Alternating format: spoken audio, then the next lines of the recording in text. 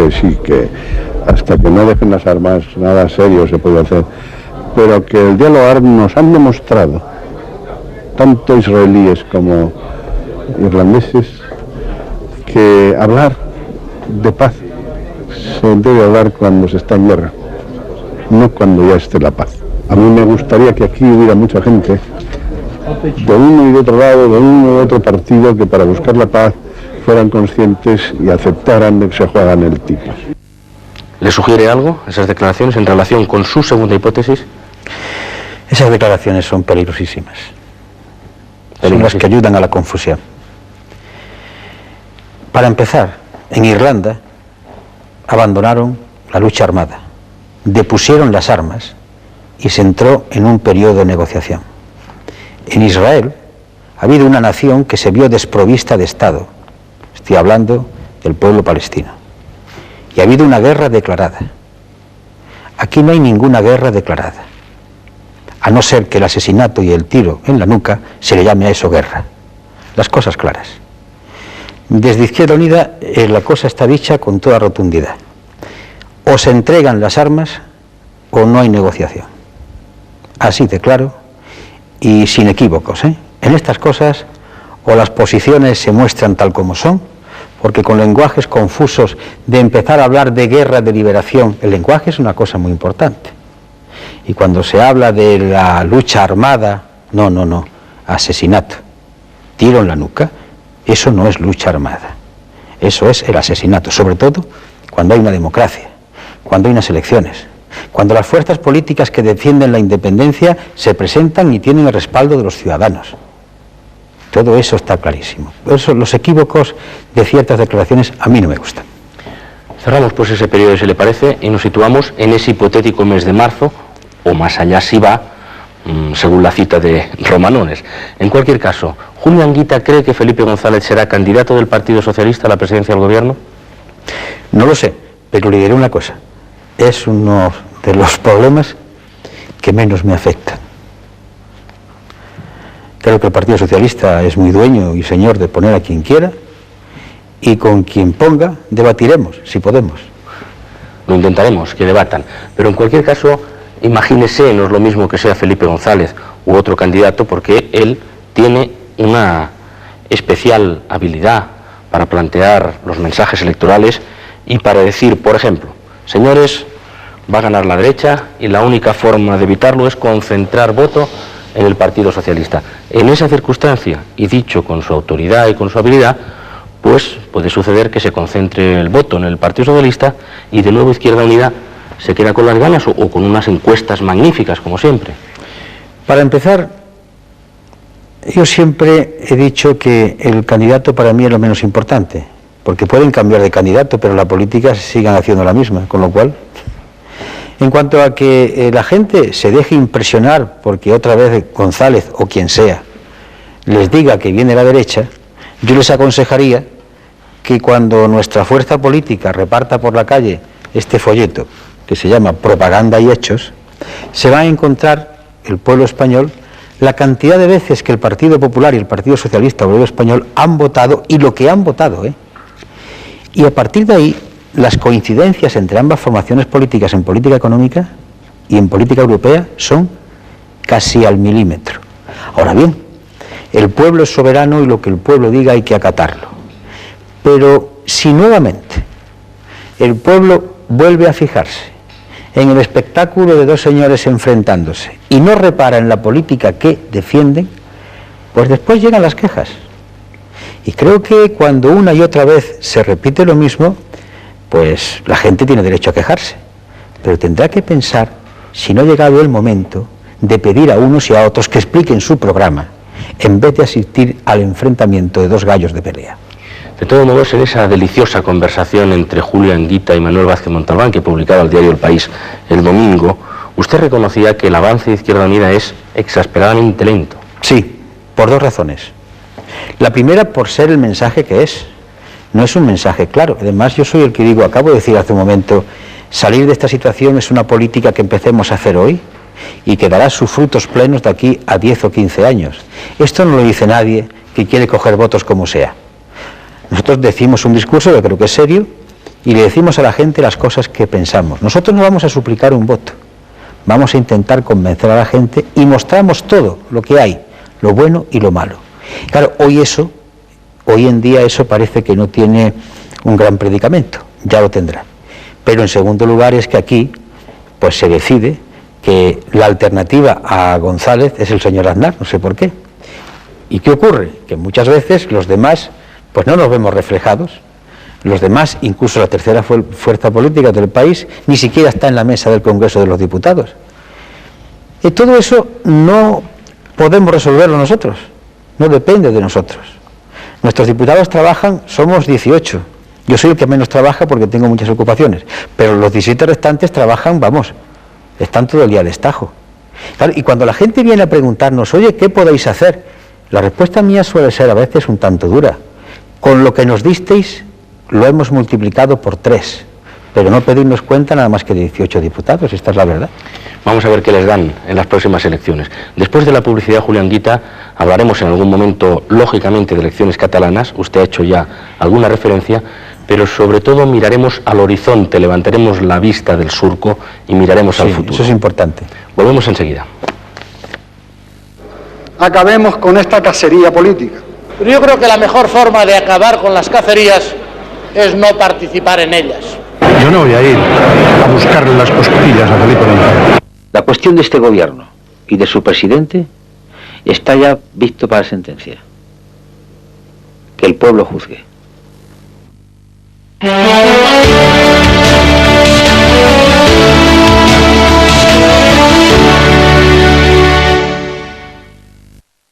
En tiempos difíciles, conversación con Julio Anguita, nos decía al principio que hay que ocuparse, hay que hablar del paro, hay que hablar de la lucha contra el desierto, el problema de la sequía y de la regeneración ética. Y recordar a Julio Anguita que yo le decía, nos pasamos el día hablando del GAL, vamos a hablar un poquito más del GAL y lo dejamos, a ver si es posible por lo menos superarlo y ya digan los tribunales o las comisiones parlamentarias lo que quieren decir. El señor Fraga, que fue ministro del Interior y vicepresidente del Gobierno y que es presidente de la Xunta de Galicia, decía el otro día que ante el mundo, textualmente, el asunto GAL nos ha dejado en pelota. ¿Usted qué piensa? Que no terminó ahí su intervención, porque si hubiese terminado hasta ahí hubiese sido una expresión castiza. Usted sabe que Fraga Iribarne tiene un lenguaje muy directo. La termino. Nos ha dejado en pelota ante todo el mundo, como un país de risa, dijo. Ahí va. Es decir, Fraga lo que denuncia es que se ha hecho una chapuza. Claro, esa segunda parte yo no estoy de acuerdo con ella, porque constituye una manifestación de un pensamiento medianamente extendido. El Estado democrático de derecho no puede hacer lo que hacen sus enemigos, no lo puede. La ley del talión no vale con el derecho, eso estaba bien en el antiguo judaísmo. Pero aparte de los asesinatos, 27, hay otro problema que parece que está ahí en segundo lugar, y es que hay un dinero de fondos públicos de los contribuyentes que se presupuesta como fondos reservados y que ha servido para jugarlo en los casinos, para enriquecerse, para pagar comisiones, porque lo de las joyas del señor Corcuera, pues en fin, es grave, es gravísimo, pero es peccata minuta al lado de las cosas que se han hecho. Todo eso conjunto, yo no digo que seamos la risa de Europa, en todo caso seremos un poco la preocupación de Europa porque estas cosas ocurran así. ¿Para qué va a servir la comisión del GAL? Debe servir para que salga la verdad. En absoluto debe transformarse en ninguna cacería contra nadie. Pero tampoco, yo no estoy de acuerdo cuando empiezan a discutir algunos partidos políticos de que venga fulano o que no venga mengano. Yo recuerdo que he hablado con nuestro senador, con don Álvaro Martínez, que es el que está allí, y le he dicho, mira, y él estaba de acuerdo, los hechos van llamando a las personas, pues se llama a las personas que los hechos van reclamando, punto. O sea, de partida usted no dice que venga Fraga, que venga Martín Villa y que venga... De partida sabemos que hay personas que tendrán algo que decir, y desde luego tendrán que decir el señor Barrio Nuevo, el señor González, pero yo creo que lo que no podemos es hablar ya a priori, que venga inmediatamente fulano. ¿Por qué no empezamos a hablar de los hechos? Y los hechos nos dicen las personas que tienen que venir. Claro que el presidente del gobierno es una persona que tiene que ir allí, evidentemente. ¿Por qué? Porque ya tenemos a un ministro que se ha recibido en el Congreso de los Diputados un suplicatorio, el presidente del Gobierno algo tendrá que decir, sobre todo, y es curioso, yo recuerdo cuando el señor González le dijo a su compañero Iñaki Gabilondo, en un programa, hace ya un año, de los GAL sé tanto como usted, y sin embargo hace 12 días el señor ministro de Justicia e Interior ha dicho, Felipe no pudo parar los GAL, no pudo, si no pudo es porque lo intentó, según el argumento del señor ministro, y se lo intentó es porque supo algo. Luego aquí ya hay una primera contradicción que conviene explorar. ¿A usted le ha inquietado especialmente que este país tenga unos servicios secretos en los cuales algunos agentes se van vendiendo por ahí la información para desestabilizar el Estado o en beneficio propio desde el punto de vista económico o para las dos cosas? Hay algo peor. Siempre aparece, y estos son en todo caso hipótesis, porque yo no quiero calificar al coronel Perote de nada hasta que los tribunales lo califiquen, pero siempre ha habido en todos los servicios secretos agentes dobles y gente que se ha llevado documentación. Hay algo peor, y lo voy a contar rápidamente. El coronel Perote se va del CSIC y se lleva inadvertidamente 1.245 microfichas. Las echan de menos. Se las piden y dice que no las puede devolver porque está entonces metido en la organización de los Juegos Olímpicos. Y al mes de habérselas llevado las devuelve. El teniente general Manglano, jefe del CSIC, por lo visto no dice nada al gobierno. Y durante 3 años y medio, nuestros agentes secretos por ahí, empresas tapadera, esto lo ha dicho el ministro Belló, agentes infiltrados en bandas terroristas, han estado vendidos 3 años y medio y el teniente general Manglano no le ha dicho nada al gobierno. ¿Eso qué nombre tiene? Porque claro, si el teniente general Manglano advirtió al gobierno, como era su obligación hace 3 años y medio, ¿qué ha hecho el presidente del gobierno? ¿Qué ha permitido? No ha cambiado nada, por lo visto. Han seguido como si no hubiese ocurrido nada. Esto sí que es grave. Dejar a nuestros hombres vendidos. Hace unos meses se decía, así no se puede llegar hasta el verano, así no se puede llegar hasta noviembre, estamos en noviembre, así no se puede llegar hasta marzo, yo no sé hasta dónde se puede llegar. Se puede llegar casi al infinito. La degradación social estira como la goma. Eso de que estamos llegando ya a lo último nunca es verdad, siempre hay un grado más. Lo que ocurre es que un grado más significa más años de esfuerzo para corregir. Cada mes que pasa y no se arregla esto, más tiempo vamos a tardar en arreglarlo. Vamos a suponer que hay elecciones en marzo. Señor Anguita, ¿después de marzo qué? Pues usted, después de marzo, y no me lo tome a broma, puede que venga un abril, un mayo, un junio y un julio que sea exactamente lo mismo. Porque el problema, insisto, no es que don Felipe González siga, o don José María Aznar siga, o que gane las elecciones, que diría yo, don Javier Arzallus, o don Julio Anguita.